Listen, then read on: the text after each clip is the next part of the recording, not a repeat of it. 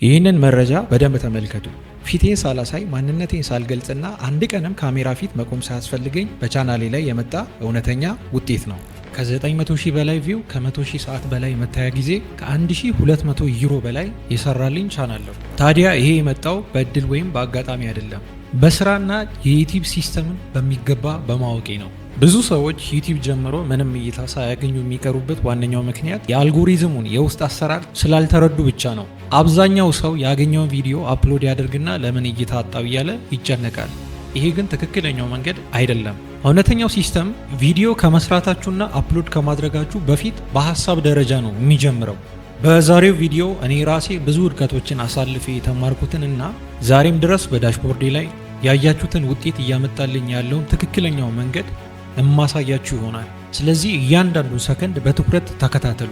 ምክንያቱም መሀል ላይ የምነግራችሁ አንድ ትንሽ ሚስጥር የቻናላችሁን እድገት የመለወጥ አቅም ስላለው።